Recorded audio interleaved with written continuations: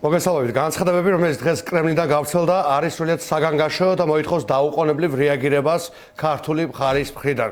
დღეს უკვე პირდაპირ გამოცხადა, რომ დაწყებულია ეგრეთ წოდებული ორი ოსეთის ფორმალურად გაერთიანების პროცესი. გარდა იმისა, რომ არ არსებობს არავითარი ორი ოსეთი, არამედ არსებობს ცხინვალის რეგიონი, საქართველოს ძირძველი კუთხე და მთის გადახმა არსებობს ოსეთის რესპუბლიკა, ეს არის პირდაპირი განაცხადი რუსეთის ფაშისტური ფედერაციის მხრიდან, რომ სუსტი და უმოქმედო ქართული რეჟიმის პირობებში, რომლის მეშვეობითაც რუსეთმა საქართველოს გადააქცია იზოლაციაში მყოფ უსუსურ წარმონაქმნად, ამნაირი რეჟიმის პირობებში რუსეთი უკვე სრული და საბოლოო ანექსიის ფაზაზე არის გადასული. მთელი ამ დროის განმავლობაში რასაკვირველია სრულად დუმს საქართველოს სამარცხვინო საგარეო საქმეთა სამინისტრო, რომელიც მხოლოდ მაშინ ცოცხლდება და მაშინ იღებს ხმას, როდესაც რომელიღაც ევროპელი ელჩია დასატუქსი და გასალანძღი, რომელსაც ხმა არ გაიღო ირანის ელჩის მიერ გაკეთებული ღია და პირდაპირი მოხარების წინააღმდეგ, რომელიც არსად და აღარასდროს არ იცავს საქართველოს სახელმწიფო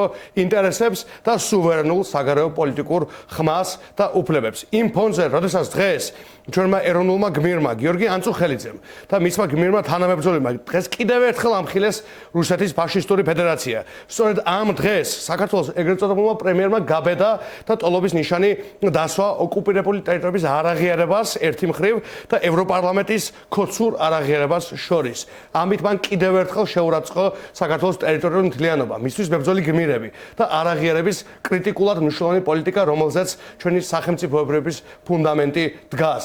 რასაკვირველია, ამით ის დღეს კიდევ ერთხელ დაესხა თავს სწორედ იმ ევროპარლამენტს, რომელიც არაღიარების პოლიტიკის და ჩვენი ქვეყნის ტერიტორიული მთლიანობის ერთ-ერთი მთავარი მხარდამჭერია. ეს არის ქართული ჯარის მძარცველი რეჟიმის მორალური და პოლიტიკური კატასტროფა, თუმცა რა გასაკვირია, ეს ყველაფერი იმ რეჟიმისგან, რომლის ეროვნული უსაფრთხოების ანგარიშში ერთხელაც კი არ არის ნახსენები რუსეთი და რომელსაც არაფერი არ გაუკეთებია გასული წლების განმავლობაში ან არაღიარების პოლიტიკის გასამტკიცებლად, ან საქართველოს ტერიტორიული მთლიანობის უკეთ დასაცავად, ან რაიმე ისეთი ნაბიჯის გადასადგმელად, რაც გაამყარებდა ჩვენი ქვეყნის სუვერენულ საგარეო პოლიტიკურ უფლებებს და ეს დუმილიც ნაცვლად იმისა, რომ ახლა ხელისუფლება განგაშის ზარს საერთაშორისო პარტნიორებს რთავდეს და ყველა ბერკეტს იყენებდეს, რაც გააჩნია საგარეო ასპარეზზე დემოკრატიულ ხელისუფლებას, ნაცვლად ამისა ისინი არიან დაკავებული სამარცხვინო დუმილით, ალბათ იმ მომენტამდე, როდესაც შემდეგი ევროპელი ელჩისთვის საქმის გარჩევა